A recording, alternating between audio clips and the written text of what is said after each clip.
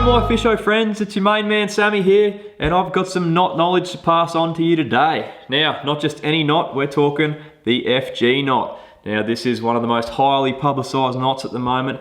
It is a fantastic knot and it is very strong. Particularly if you're into your sport fishing, this knot is going to be a priceless one to learn. Now the reason it's so popular is because it's so slimline. You don't actually bend or loop your leader at all. It's all in your braid. So that's just wrapped around one straight bit of leader. Means you can cast it through your runners, wind it on your reel for bait casters or overheads. It's just one of those knots that's really, really handy to know. I use it probably 9 out of 10 fishing situations. And if I'm not using that, I'll use a Slim Beauty for really light stuff. But I'll show you how to tie that in another video. So that's what it looks like. That's the finished product. I don't know if you can see that there. See how thin that is? Beautiful. Now, if I was to tie that with my mono and braid, it'd be really hard for you guys to see. So, I've gone all out. I've got the rope out again. Now, this should provide some good viewing. You'll be able to follow it a lot easier. It's not going to pack down the same as it would on braid and mono, but that's fine. You guys get the idea. Try it on your leader. It's going to work a treat for you. So, without further ado, let's get cracking. So, this orange rope here, this is going to be my leader. And the yellow rope is going to be the braid. Now, what we want to do is we have our leader out this side, braid out this side. So grab the end of your leader, and then with your braid, you want to form a loop over the braid. So I've got my tag end here, nice long tag end, and then my main line which extends out. Now, you're going to hold between your thumb and your forefinger there, and that just keeps the knot in place. Make sure it doesn't slide up and down your leader. But the first move you're going to do is you're going to grab your tag end, your nice long tag. You're going to loop towards you and back over, like so. Then you're going to grab your main line section and loop away from you and back over. Now this is going to end up making a crisscross over your section of mono, and that's exactly what you want. So we want to do this probably another so there's 4 wraps of each one, so 8 in total. So let's do that now. We've already got 3, 4, 5, 6, 7, 8. So that's 4 in total. You see there, crisscrossed all the way up, and you'll see the crosses are on the bottom there. You should be able to see them on the camera. And there, the crosses there, you can see where it crosses over. Now, once we've done those 8, it is imperative that you tighten the knot. So when you're doing it on braid and mono, you need to tighten it to make sure it locks down. So there's a fair bit of teeth work involved in this. So if you're a dentist, sorry, but grab the end of the leader in your mouth and then slide up and lock it down. Now obviously being rope, it's not going to lock down that well, but it locks down a bit. But you get the idea. So you slide it up and down until it stops moving and tightens up. Now after we've done that, we want to continue our loops. Now the last one we finished on was our tag end. So we're going to use our main line to wrap over again. And same again, we're just going to do another 8.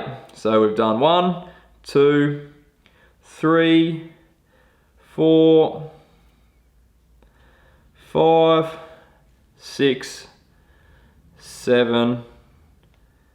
This rope isn't fun to work with. And the last one, 8. So that rope is making it a bit difficult, but you can see we're still going up there, still getting our crisscrosses, and it's starting to pack down. Now, again, once we've done that next 8, tighten it up and pack it down like so. Now, exact same thing again. So we're going to go 1, 2, 3, 4, 5, 6, 7, and then 8. So now you see our knot is starting to lengthen. Now, if this was heavy braid, if this was 100 or 120 pound braid, this is all I'd do. If it was light stuff, I'd probably go one more set of 8 after this one. But so for this next set of 8, don't forget, you got to tighten that down. Pack it down. And if you've packed it all correctly, you should be able to run your fingers along that knot there and none of the loops will move. Being the rope, it doesn't pack down as well, but there shouldn't be any gaps. You shouldn't be able to see your line or your leader at all, and it shouldn't be loose. It shouldn't move when you run your fingers across it. Now, we're into the locking section. So, for the locking section, we're going to use alternating half hitches, which requires you to have your main line section, so not your tag end, your main line section as the leading loop. So put one back over just to make sure it's in front, it's ahead of your tag end. Our tag end wants to come towards us, so we go towards us, over the leader, over the main line, and then back through the hole. So we come around and back through the hole, and then we lock it down. So pull it tight. You can see I've locked it there with the half hitch. Now from here, give that a good tighten. And from here, we want to do alternating half hitches. So we call this the under-over part. So you can see the way that that tag end is coming out of the knot, it's pointing down. So we want to make the next one going up. So it's alternating, it's the opposite half hitch to what we've got there. So I can see it's going down. So the next one, I want to come down, under, and then pass it back through so it's coming up, like so. So pack that down. Again, I tighten each and every one of these half hitches to make sure it locks in properly. Like so. And you'll see those loops start to form, where there's a loop over, 2 strands going up, 2 strands going down. Now, so that last one came up, we want the next one to go down. So, like so. And then we want to alternate, keep alternating. Now, if you're doing it right, you should get a uniform pattern starting to arise. So that one went up, next one, go up, down, and then like so. You'll see that uniform pattern starting to form. It's the same as both sides where it goes under, over, under, over. And if you get that pattern, that's how you know you're doing it right. Now I usually do 6 or so of those, but with the rope, there's no point continuing. I usually do 6, so make sure you do 6. Now, and I'm running out of tag end. Told you I needed a long one. Now to finish off the knot after you've done your 6 over and unders, is you grab your tag end, you go up, loop both your main line and your leader, go once through, twice through, 3 times through. Now this is the tricky part.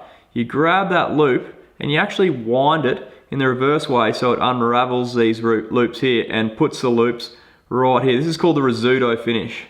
So wind it down, and eventually you'll be left with all your loops close to your tag end there and no loops above, and that's where you can just tighten it up like that. You see how it sits there? It allows that tag end to be completely covered up so it won't unravel. Now, at this stage, if I was doing it in really heavy braid, I'd be using my knot tensioners where I'd wrap it around there and a wrap around the tag end and really pull it tight just to really clinch down that last little hitch there. In light braids, I don't recommend it. Just use your teeth and your hand, because you will pop your braid if you pull too hard, and then you have to start again because it breaks inside there. Also, I'd be trimming the tag ends nice and flush, so I'd clip it there and also clip it there. For my mono, I'd clip it a bit long and I'd use my lighter to make a ball, melt it into a ball back down to where the knot starts, and that would stop it from loosening or any of the loops feeding off. Now, that's it guys. I know it takes a little while, but once you get the hang of it, you'll be able to bang these out, no worries. Now, there is plenty of different ways to tie this, lots of different techniques. A lot of them are quite hard to get your head around when you're starting off. So this is the simplest way I know how to tie it. This is the way I learnt when I first started tying it, and it just makes a bit more sense upstairs. You can get your head around it a bit easier. Well, there you have it guys. That's the FG knot. It's a great all-purpose knot that will serve you well for many, many fishing sessions to come. Hope you guys have fun learning to tie it, and hope you get the hang of it quick, smart, and in a hurry. All the best guys, tight lines, catch you out there. See ya.